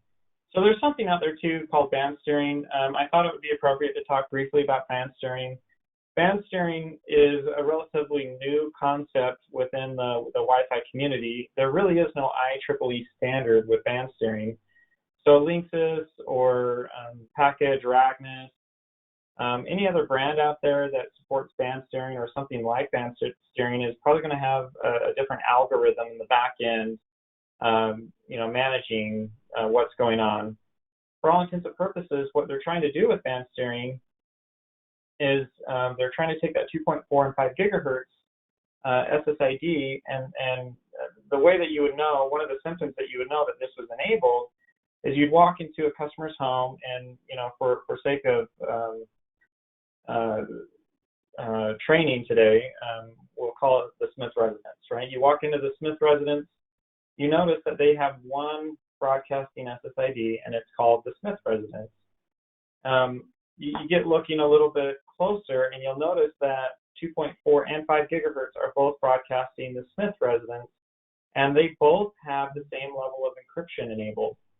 Right, so with band steering enabled, it's trying to take everything that's communicating on 2.4 and 5 gigahertz and push it over to 5 gigahertz. Often what that does is it causes the panel to effectively roam between 2.4 and 5 gigahertz. So our recommendation, more of a best practice, is, hey, when this is enabled, go in, change the network from the Smith residence to maybe the Smith residence 2.4 for the 2.4 gigahertz radio, and the Smith residence 5 for, you know, the 5 gigahertz radio, and then connect the IQ remotes to the Smith Resonance 2.4 SSID. And the panel. Make sure they're both on that same one. If they're not, it's not going to work. You know, in this example, we use My Network 2.4, My Network 5, you know, and you might even have a My Network guest, you know, just as an example. But the whole idea here is just understand the environment that these operate in. We have seen a couple of these calls. Kyle's gonna, from our tech support team, is gonna come and talk a little bit about tech support. But he's, you know, these panels work really well when they're set up right. So hopefully we're giving you the tools that you need in order to be successful with these devices. Once they're online, the IQ remote, you just go in under devices, Wi-Fi devices, hit the test, very similar to the Easy Install Wizard, and it's going to pull up all the IQ remotes that are available for this to connect to. So if you want to advance to the next slide here. So what it's doing is just scanning, and then you'll have the ability to go in and edit the device name of each one of the remotes. You know, perfect opportunity if you've got one in the kitchen, label it the kitchen, the master bedroom, label those appropriately as well. Thanks, Nate. Next thing I want to get into is some of the installer settings. For a life safety device, you know, talking about heat, smoke, carbon, they have to check in at least once every 4 hours by default to the panel, or you're going to get a loss of supervision that kicks in. So that's life safety. The UL listing is 4 hours. On the panel, you do have the option, even though that's the default, you can change it to 12 hours versus 24 hours. For non-emergency sensors, like your normal door, window, motion, and glass break, that supervision time is 24 hours by default. So what it means is at least one time every 24 hours, that supervisory needs to check into the panel. Most sensors are going to be checking in about every 60 to 70 minutes. They're going to be checking in. So for a sensor to go 24 hours without checking in, that's definitely, hey, am I out of range? Is the battery getting low on it now where it's not sending a strong enough signal? You know, that's why you have those supervisories. And that's why in life safety, it's defaulted at 4 hours because, you know, you're protecting people's lives. Another really cool feature we have, or an option you have on the panel, is called installer test mode on the panel siren. So this just means, hey, I'm doing an install. I don't want that siren. It's really loud and squelchy on our panel. I don't want that going off in my face. Customer might have a dog, kids that are in the house, baby that's sleeping. You can go in and turn on this installer test mode. It disables the panel siren for 30 minutes, and then it automatically just turns it back on. We also have something called auto stay. So if you go to arm the panel away, but you don't leave the house, you don't open up a delay door, the panel is going to automatically revert back to stay mode. And this is just to help, you know, prevent false alarms. For some reason, if you do want that disabled, you can go into the panel here under the security and arming settings and disable it. Again, I just want to point out here too, Mark, that these are all by default, and if you guys are out there using templates, you can change all these, right? So depending on what you prefer, you know, the panel do right out of the box after you powered it up, you know, you can change that with a template. And if you're unfamiliar with a template, these are set up through alarm.com where you can go in and say, hey, the Qualsys template we want all of our panels to be on. We want all these settings to be set to this. You can go through and set that up on alarm.com, and then it just, as you create that account, you select that Qualsys template. You know, might be for Acme Security, whatever company you are, you'll have your template. And then everything is programmed the exact same on all the panels as far as programming. As far as the next setting here is the arm stay no delay. On our panel, when you're going to bed at night, you arm that system to stay mode. There's no countdown. It just arms. There is a quick exit you can do after that, where then you would have a countdown to leave if you needed to. And we'll show you where to find that too. Again, yeah. User management. So these are all the user management user codes.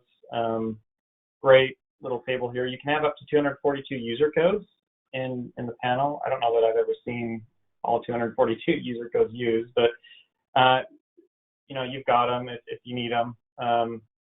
Now, I'm not going to go through all the access levels of all the different user management codes here, but basically you've got a few different types. You've got dealer, installer, master, user, guest, or duress, and then you've got the ability to set up some expirations depending on the user type that you've got enabled there.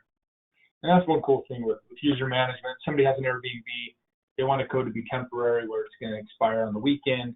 They could set up those up through alone.com. Really cool stuff. They have maybe it's a housekeeper, a dog walker that only comes a certain day, certain time. Their code would only work during that period. This is the About menu here. This just gives you quick access again to the battery health, the software you're on, the hardware. Hit cellular, it's going to show you the IMEI and the type of, if you're on AT&T or Verizon, TELUS. Now let's jump into something super exciting on this panel is our testing and tools. This is what kind of makes, I feel like instead of just being, hey, I'm going to lick it and stick it technician, I don't really know what I'm doing. Really makes you that security professional where you can dig in and diagnose sensor issues, Z-Wave, Wi-Fi, and it gives you a lot more visibility of the unseen. It's unprecedented the amount of system tests that our panel has right out of the box, and these come with every panel.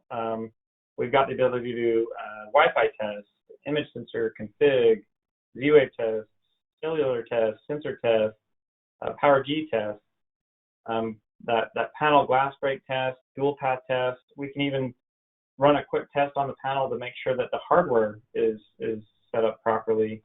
Or you can even do a quick panel test like Mark had mentioned earlier, where we'll actually run through and test everything one right after the other. So Wi-Fi test, pretty simple. You guys are all familiar with doing speed tests. We've got it built into this panel. Really cool function. So question, is this testing like the speed of the panel to like an offsite device, or is it just to the home router? Basically, it's going to ensure that the internet shows available. Right? So it's just to that home router. So I've had people say, oh, 97 megabytes per second, I'm getting some pretty good speed here. I only paid for 25.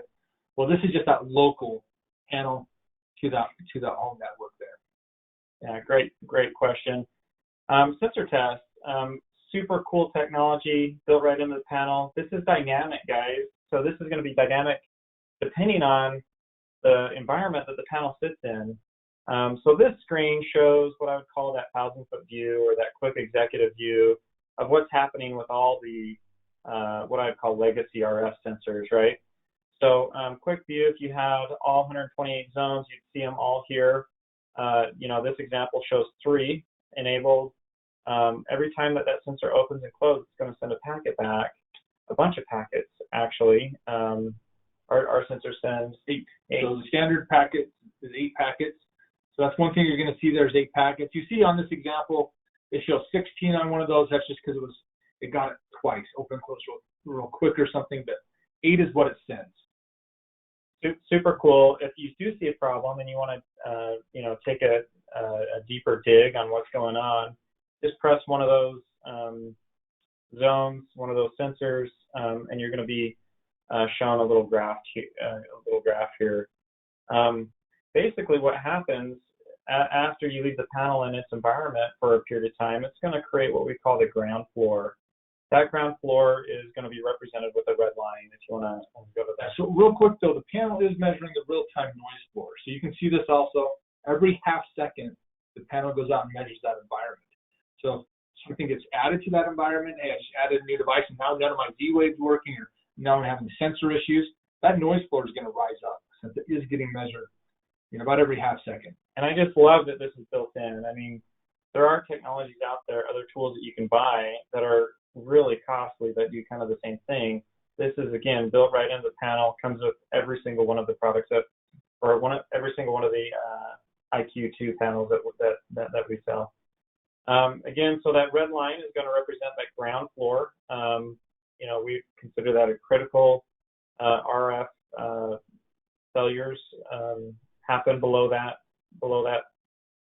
line. Again, this is going to be dynamic for the environment, and it's going to be based on that ambient RF noise that's happening in where this panel is installed. And then we're going to draw a yellow line about 12 dBs above that red line. This is what we would call the poor communication line, right? So anything that dips below that yellow line, in between that yellow and red line would be poor. You know, we probably want to find out what's going on with those devices. Maybe it's an opportunity to add in a repeater, or maybe just replace it with a PowerG device. Yeah, a lot of times that's going to be the thing. But that's where you're going to go check and make sure that antenna's routed down the wall properly. I did an install once on a glass sliding door. It was in the basement. It was the only sensor that came through in yellow. This is out in Pittsburgh. I was with a guy named Joel Van Bockenberg, if you guys know him. We moved it just from the side to the top of the glass sliding door, changed from vertical to horizontal. It changed the reflections. I opened and closed it 5 times, said a prayer, went over there, and it moved it up into the green. I was like, yes, I don't have to like add a different sensor or whatever. But check that pigtail antenna or whatnot. This is just an extra test to make sure you as a technician are doing things right the first time. It should be used on every single job. Do it right the first time. That's what it's all about. Yep. So we've got a similar test for PowerG. PowerG communicates a little bit differently than our legacy RF. So you're going to get a bit of information here that's going to look slightly different.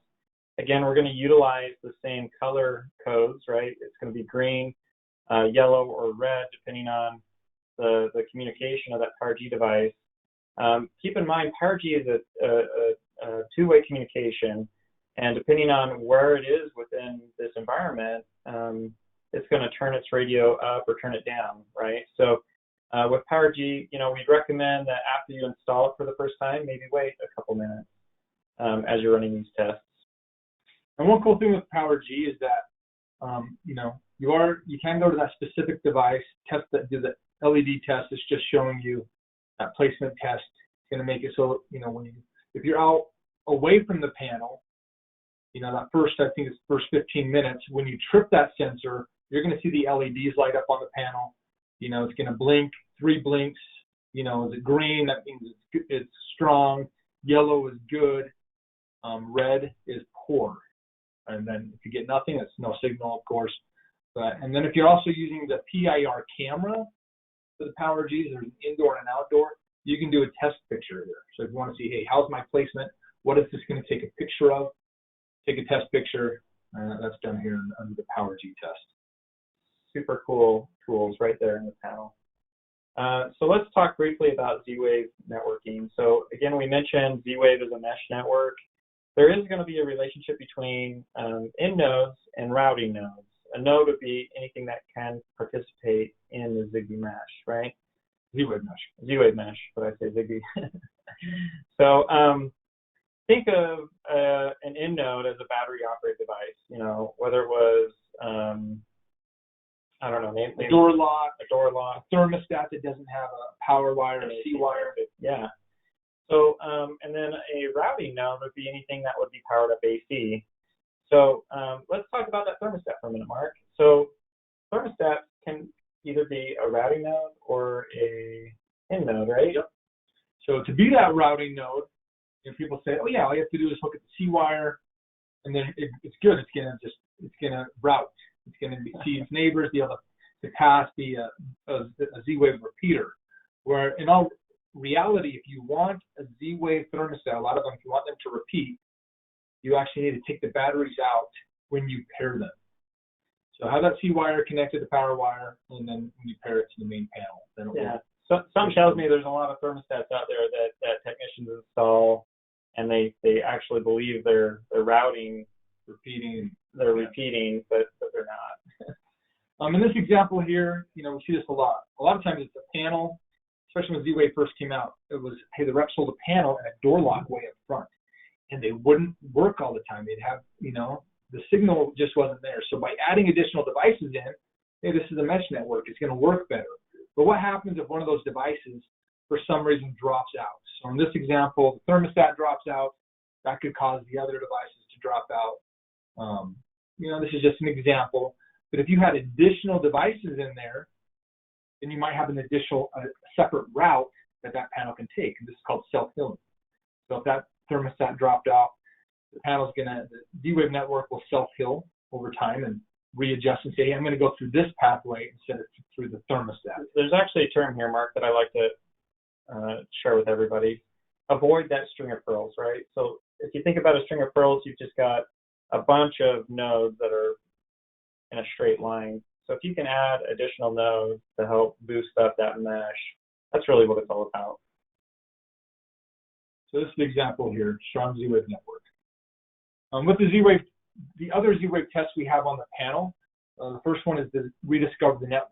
Now this can be done also from alarm.com remotely. It can be done from their mobile tech, or you can do it right there at the panel. And a lot of times if the technician is doing the install, it's just easier at the panel to rediscover the network. And we recommend to do this anytime you've added devices or made a change to the Z-Wave network. If you're going to go out, as Nate kind of explained earlier, it's going to find that most efficient pathway back to the panel from those devices. The next test we have is, if I can get this to change, is the neighbor nodes. So right here you're seeing, hey, if I go to that front light, you know, node 2, what devices can it see? And on this one, you can see the front door. You're going to have some devices that might see every other device that's a smaller home. So this is just showing you the neighbors. And both these tests, along with this third one, push up to alarm.com's backend. So you can actually go in there and say, hey, I want to see what neighbors they're seeing. The customer calls in and says, hey, this door lock is not working half the time. You can come to this counter test right here. It's probably my favorite Z-Wave test, and see, hey, how many times has a command been acknowledged by the panel or by that device, and how many times has it failed to be acknowledged? And it counts it up. You can go to a specific device, hey, that door lock, let's say, hey, I do see, hey, 80% of the time it's passing, 20% of the time it's not. That's not a good Z-Wave network. This is a tool that a technician can use on site, or you can use it remotely and say, hey, I do need to add in another Z-Wave repeater or a repeating device. That's all about giving you guys the tools that you need in order to be successful. And then the last test we have is the Z-Wave Diagnostics. And this is kind of a map that's laid out of, hey, how's every device connected back to the panel on that network. So here, you'll see a key, and if you have, you know, each black dot represents a device. If it's a double, then it's acting as a repeater where, you know, devices are actually going through this. And this is my friend Jeremy's home, Jeremy Blakeney, who was on the webinar last week. This is during Christmas time. You can see on the left, he has his Christmas roof lights. They're repeating through his front entry lamp back to the panel. He has a door lock that's showing a little red circle with an X. It's inactive or unreachable. You know, why would a door lock go inactive? Well, Batteries. Number one is batteries. Number two, he maybe was going through another device and that device got moved. Jeremy's a tech. This was batteries. You know, it's his own home. Hadn't replaced those batteries yet, but it's great for an example that you see, hey, the batteries went dead. You could actually go and say, hey, I want to find the last working run of that front door, and it might show you, yeah, it was going directly to the panel. But if it was to say, hey, it was going through this lamp module, you could ask the customer, did you move that lamp module? They're like, oh yeah, we moved it to the master bedroom. That never happened. You could say, okay, let's either move it back or we can add a new one in, so we get that signal strength. You see two other devices here that are unreachable right now. These are actually alarm.com's temp sensors. They get woken up by the thermostat. That's why they're showing inactive. Cool devices, I have these in my own home. You know, my thermostat is on my main level. Where do we sleep though? Upstairs. So at nighttime, I don't care about the main level. I don't care about the basement of my house. I care about where we're sleeping. So you can actually have the panel or the system through alarm.com say, hey, after 9 o'clock at night or whatever time you want, I want the upstairs to be at 70 degrees. I don't care about the rest of the house. So kind of some cool devices there. The last test we have here is just a panel test. Goes through and checks all the different processes of the panel, you know, arming, disarming, the camera, and so on. But know that this test, the very last thing it's going to check is the siren. So if you do run this, it is going to have that go off right in your face. If you do run all, you can go through and run each of them individually. Okay, well, let's jump into the user interface. We just have a couple slides here that we wanted to share with y'all on this call. Really, it's about in being intuitive, right? The swipe, the gesturing, navigation from every page. You can scroll up, scroll down, review additional content on a page, swipe left, swipe right. You've got, again, those page indicators. If there's an icon, you can just simply touch the icon to view its contents. Dismiss, this is really kind of cool, very similar to what you would expect from an Android device. Even your iPhone type devices are very similar in a lot of ways. This is an example of bringing up the weather. You could essentially touch anywhere else on the gray portion of the screen and swipe the page away, or you can swipe away. Yep. Swipe left to right and it goes away. That's even with the medical buttons. Sometimes people might touch those. Oh, what do I do? You can touch outside the box, or you can just swipe left or right, and they'll disappear. Message center. So we've already kind of touched upon this on some earlier slides. This is where you'd find it up by the envelope. So you're going to have the contact information. Again, this is all viewable from the customers. This is all front and center of what the customer would experience. Video tutorials. Again, there's about 14 videos there. Message alerts.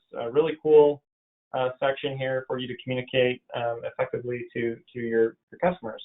And this message alerts and alarm page, actually in the newest software, we actually just separated this out. So those two things there. Again, Voice of the customer, trying to give you guys what you've been asking for. Emergency panics. We won't go and read through all of these alarm types. You can see them there on the screen, but this is where you'd find them. Once you hit that, there would be another little screen that would pop up with your police, fire, emergency options. And there you see that option for a silent medical. Kind of cool. Arming and disarming. You're going to be able to just press the green icon here. You're going to have a list of all your sensors active. You can organize those by all are active. And then once you press to arm the system, you're going to either have the option to arm to stay, arm to away. And this is that tray that Mark had mentioned earlier. You can actually go through and change your entry delays right here without having to go into any additional settings. You can even bypass a window. So say it's a hot summer evening, you want to leave your bedroom window open, you can still arm the system, change your exit sounds. And that's just by going to that expansion tray. And if you're somebody, it's a customer that does use bypass a lot, if that's the last arming tray they use, when they go to it again, they're going to see that larger tray that gives them the option to bypass or turn off the exit sounds or off the entry delay.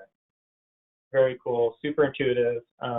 Lights, this is if you've got any additional lights added to the system through Z-Wave. Really cool, very intuitive, simple. You can see exactly what options you've got there on that particular screen. This next screen on locks, I really enjoy the fact that we've added what I would call a lock scene. You've got unlock all or lock all. So if you've got more than one lock added to the system, it just automatically shows up here. You can also, access each one individually. Thermostats, you guys have all seen a thermostat. The one thing that I'd like to point out here on this particular screen is the battery level. Great bit of information for your customer. And you will see that on the door locks also, that battery level. Garage doors, again, there's nothing that you'd have to do on the IQ2 panel side to enable this. This is all done through alarm.com and our partnership with them and what is it? MyQ.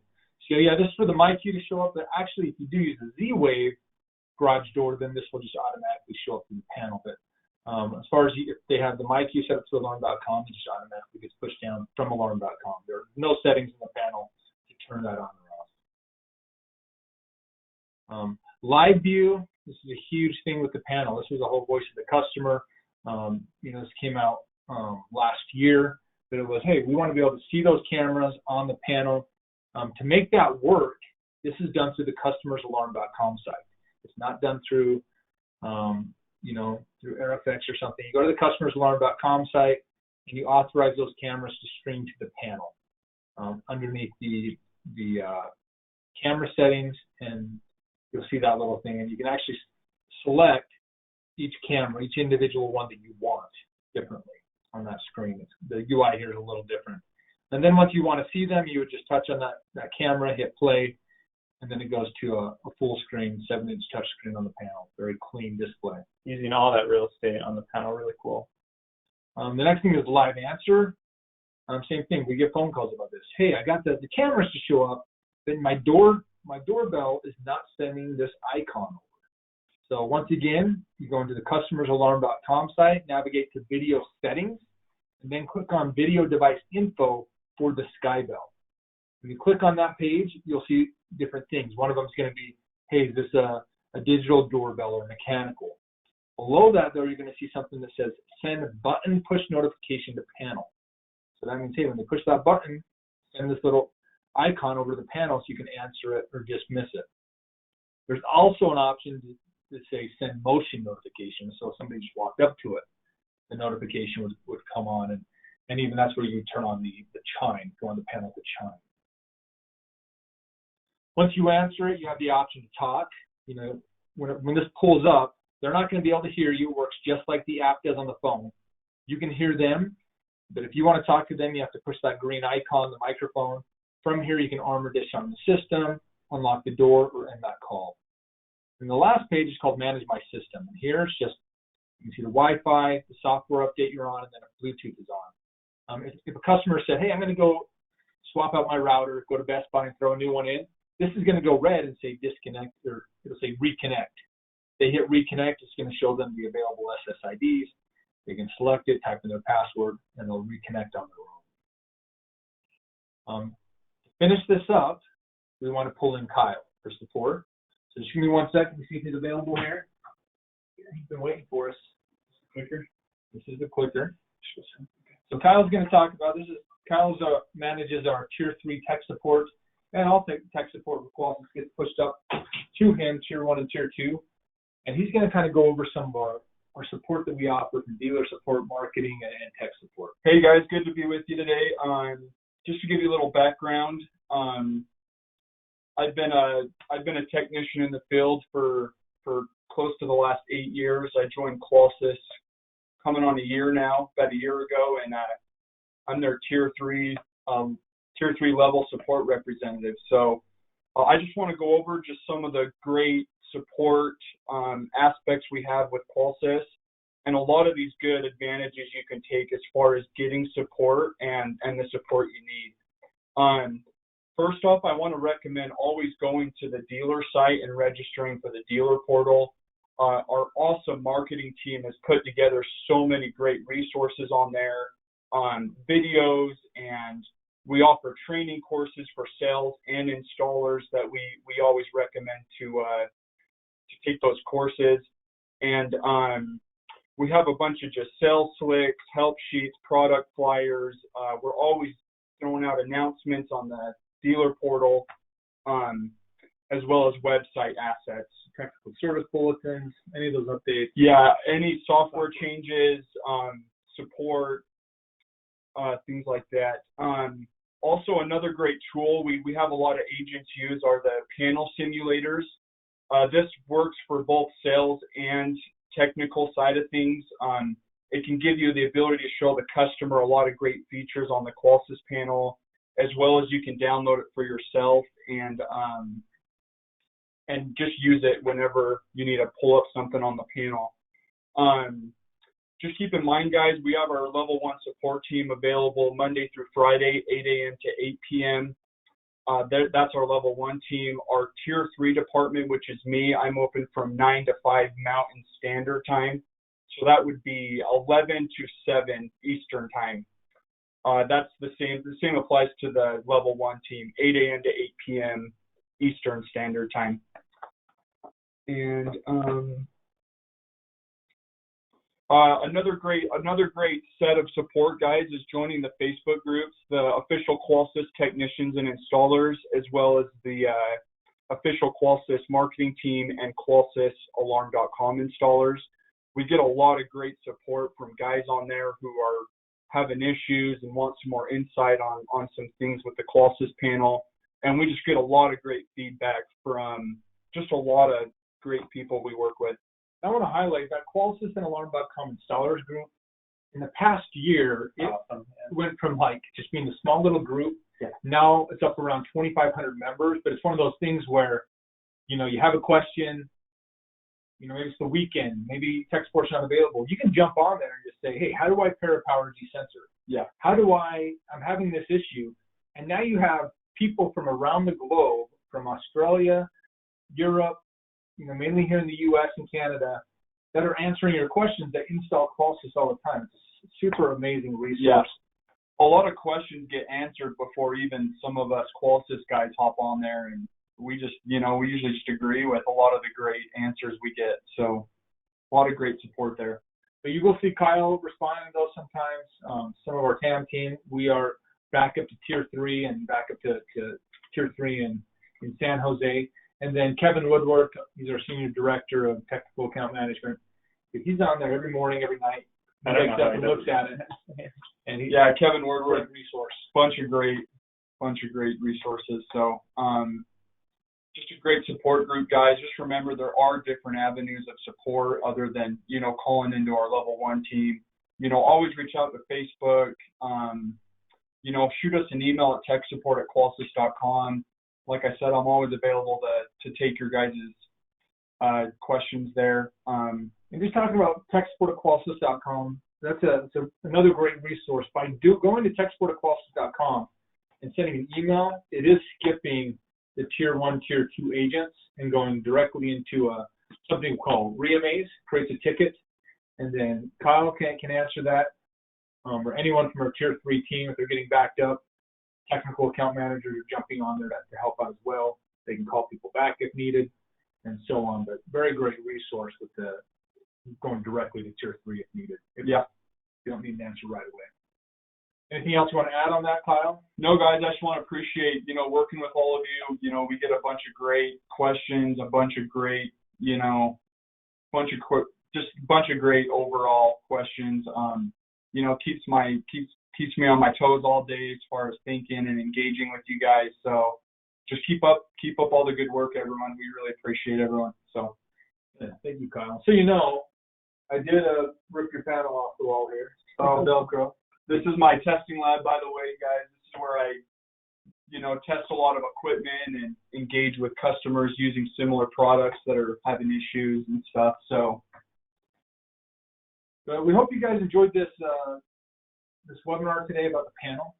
I think it's been, a lot of good information out there. I believe knowledge is power. So the more knowledge you can obtain, the better you're going to be as a technician, as a sales rep, or just as, representing your company.